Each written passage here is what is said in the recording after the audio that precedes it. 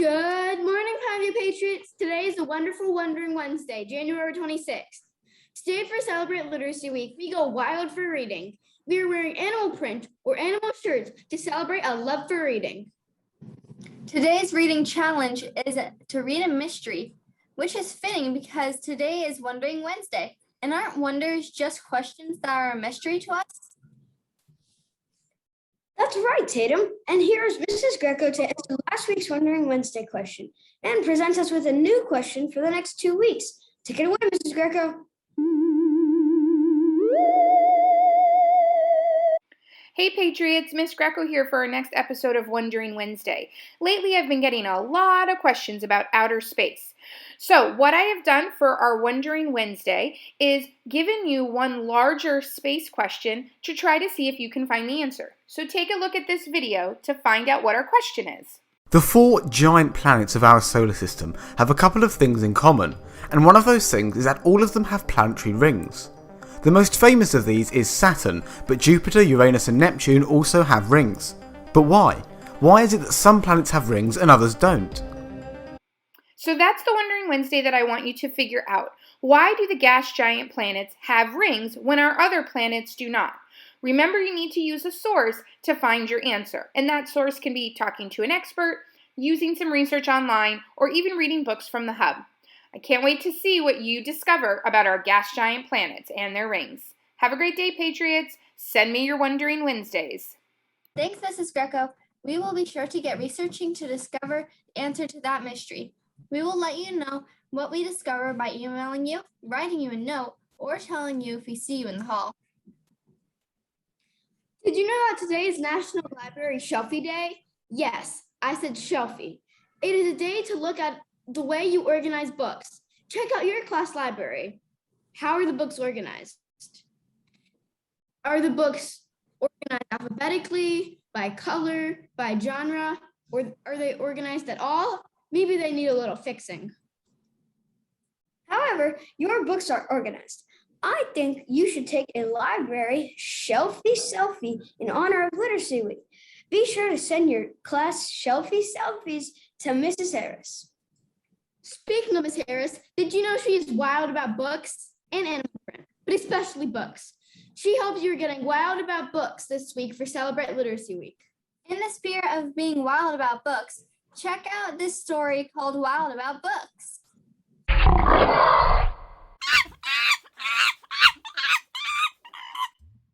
Wild About Books by Judy Sierra. Pictures by Mark Brown.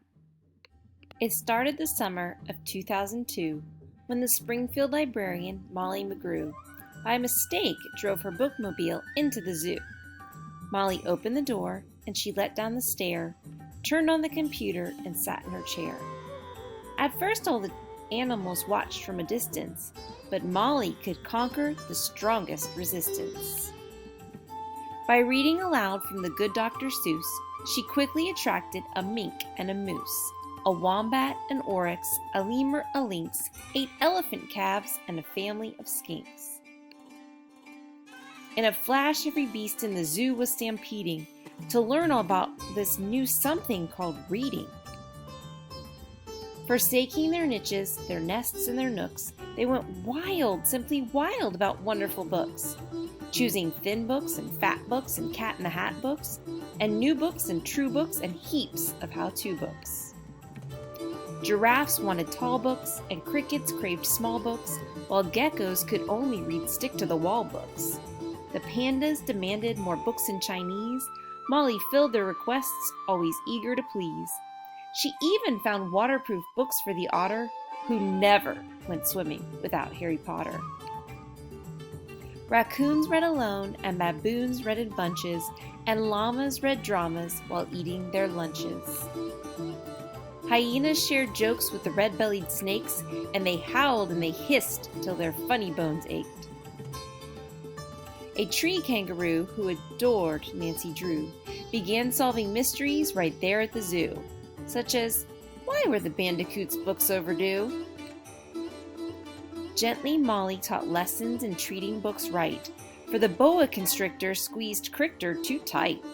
Baby bunnies mucked up Goodnight Moon with their paws, Giant termites devoured The Wizard of Oz. And the Bears' love of books was completely outrageous. They licked all the pictures right off of the pages. Tasmanian devils found books so exciting that soon they had given up fighting for writing. They made up adventures so thrilling and new that the others decided to be authors too. Pythons wrote with their tails, penguins wrote with their bills, and porcupines wrote with their very own quills. At the new insect zoo, bugs were scribbling haiku. The scorpion gave each a stinging review. The walking stick, a cannibal twig, silently devours a leaf, eating, not eating. Pretentious. Dung beetle. Roll a ball of dung, any kind of poo will do. Baby beetle bed. Stinks. Millipede. I dig for treasure in my enchanted castle. A rotten apple. Boring. Giant hissing cockroach. Hiss, hiss, hiss, hiss, hiss. Hiss, hiss, hiss, hiss, hiss, hiss, hiss. Hiss, hiss, hiss, hiss, hiss. Redundant. As the cheetah's new novel began to take shape, he read chapters each night to the Barbary 8. And although the gazelle couldn't spell very well, like everyone else, she had stories to tell. Imagine the hippo's enormous surprise when her memoir was given the Zulitzer Prize. With so many new books, Molly knew what to do. She hired 12 beavers, a stork, and a gnu to build a branch library there at the zoo.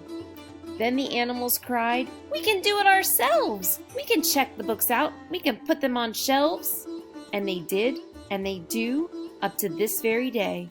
3 cheers for the Zoobrary! Hip hip hooray! When you visit the zoo now, you surely won't mind if the animals seem just a bit hard to find.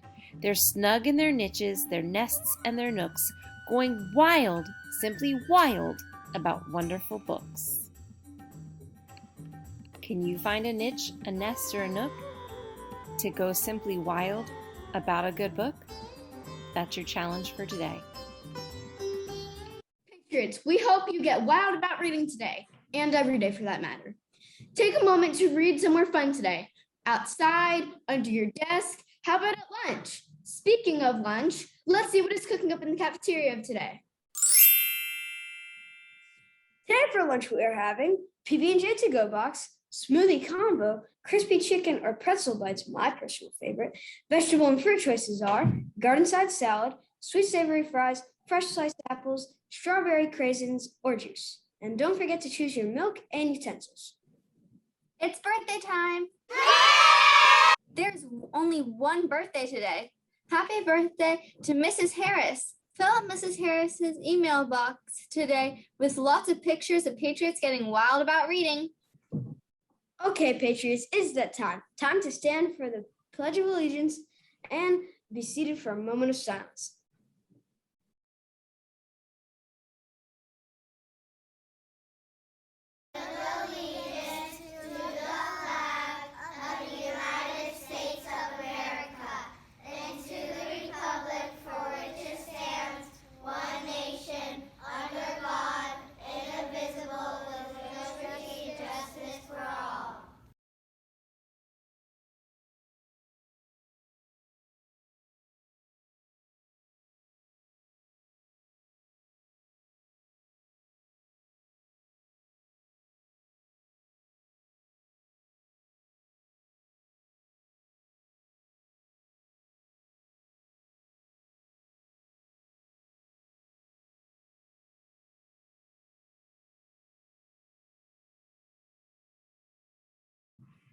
Have a wonderful Wednesday getting wild about reading. And remember, we are living the questions by feeding our passions And exploring our wonders. Bye! Bye.